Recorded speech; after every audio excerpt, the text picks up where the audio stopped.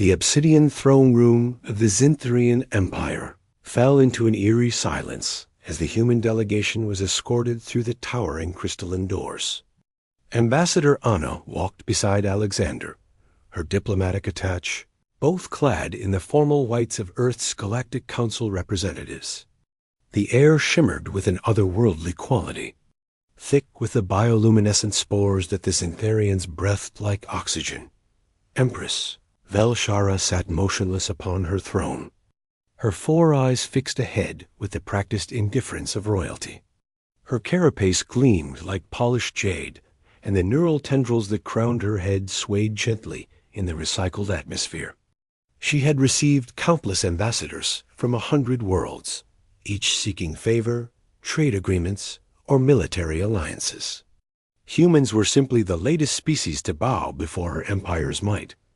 Annie stepped forward first, her practiced smile confident. "Your Imperial Majesty, on behalf of Earth and her colonies, we come seeking." But the Empress wasn't looking at Anna Dot. Her multifaceted eyes had locked onto Alexander, and something impossible happened. The great Velshara, ruler of 14 solar systems, conqueror of the Draxian horde, the immortal sovereign who had reigned for 3,000 Osa, cycles trembled Dot. It started as a barely perceptible quiver in her neural tendrils, then spread through her entire form like ripples across water. Her breathing apparatus flared wide, and a sound escaped her translated vocoder that her court had never heard. A gasp of recognition, tinged with something that might have been fear. Alexander stood frozen, his expression neutral, but his mind racing. He had never been to this sector of space before. He had never met a Zintharian, let alone their Empress. Yet the way she stared at him, with those ancient eyes suddenly filled with an emotion he couldn't name, made his skin prickle with inexplicable familiarity. "You," the Empress whispered, her voice reverberating through the translation matrix. "How can you be here?" The entire court shifted uncomfortably. High Prelate Thaxron, the Empress's chief advisor, stepped forward with obvious concern. "Your Majesty, this human is merely silence." Velshara's command cracked through the chamber like thunder. She rose from her throne with a fluid grace that belied her size, descending the luminescent steps toward Alexander. Her guards moved to intercept, but she waved them back with one clawed appendage.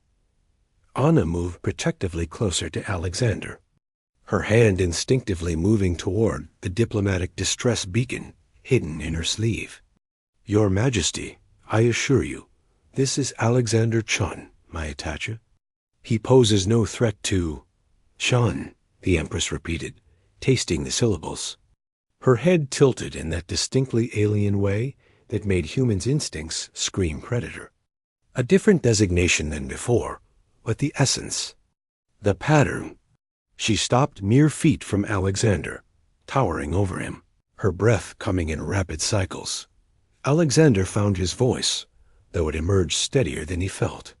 "Your Majesty, I believe there's been some mistake. I've never been to Zintharian space before today." "No," Velshara agreed, her tendrils now hanging motionless, as if in mourning. "Not you. Not yet. But I have seen you before, or I will see you. Time is a river that flows in circles for those who live long enough to witness its currents." She turned away, moving toward one of the massive viewports that dominated the throne room. Beyond it, the swirling nebula of the Ashara cluster painted the darkness in shades of violet and crimson. 300 cycles ago, when my empire was young, and I was foolish enough to believe conquest alone brought strength, I led my fleet into the void rifts, a region of space where reality itself grows thin. The court remained utterly silent. This was history the Empress had never shared. There, in that place where time becomes negotiable, I encountered a human. Alone, in a vessel that should not have existed, running from something I could not perceive. His ship was damaged, his supplies depleted. By all rights, he should have begged for mercy, should have surrendered to my overwhelming forces. Velshara's reflection in the viewport showed eyes that seemed to see across dimensions. Instead, he saved my life. When the temporal anomaly collapsed, threatening to consume my entire fleet, this impossible human, somehow manipulated the rift itself, steering it away from my ships at the cost of his own vessel. As he vanished into the closing void, he looked at me with those distinctly human eyes and said, "Remember that mercy defines strength, Empress. We'll meet again when you understand." She turned back to Alexander, and for the first time since entering the throne room, he saw something he never expected to see in the eyes of the galaxy's most feared ruler: hope. "You have his pattern," she said softly, "the quantum signature that underlies your consciousness. Genetics can be altered, names can change, but that fundamental resonance, it remains. You are him, or you will be him, or he was you. Time in the rifts does not flow as it does here." Alexander felt a chill run down his spine. 3 months ago, he had begun experiencing vivid visions of alien stars, of impossible geometries, of a voice that seemed to speak from his own future self, urging him to seek the Empress, though he hadn't understood why. Anna, sensing the shift in dynamics, stepped forward again, her diplomatic instincts taking over. "Your Majesty, regardless of temporal mechanics or quantum signatures, we came here today seeking an alliance. The Krill Imperium expands toward both our territories. Together we could—" "Granted," the Empress interrupted, never taking her eyes off Alexander. "Your alliance is granted, Ambassador Anna. Full military support, trade concessions, technology exchange, all of it. The human who saved me taught me that strength comes not from conquest, but from the bonds we forge with those different from ourselves." She placed one clawed hand over her primary heart. "I have waited 300 cycles to repay this debt. Today, I begin."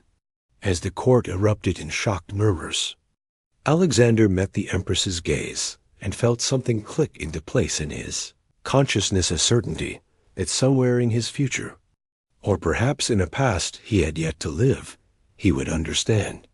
Time was indeed a river, and rivers always found their way home. "Thank you, Your Majesty," he said simply. The Empress inclined her head, a gesture of respect she had shown to no other being in living memory. "No, Alexander Chun, thank you, for what you have done, or what you will do. In the end, does it matter? You humans have a saying, 'Actions echo in eternity.' Your echo reached me across 3 centuries.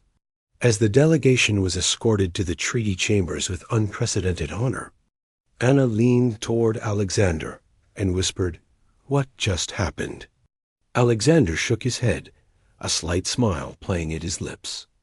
"I'm not entirely sure, but I think I just learned that humans have a habit of showing up exactly when needed, even when time itself says it's impossible." Behind them, Empress Velshara watched them go, her ancient heart lighter than it had been in centuries. The human who had taught her mercy had returned, and with him, hope for an alliance that would reshape the galaxy. Humanity had entered the galactic stage not with weapons or threats, but with the most powerful force in the universe, the ability to be remembered across time itself for simple acts of courage and compassion. And that, she thought, was why humanity would endure when empires like her own had turned to dust.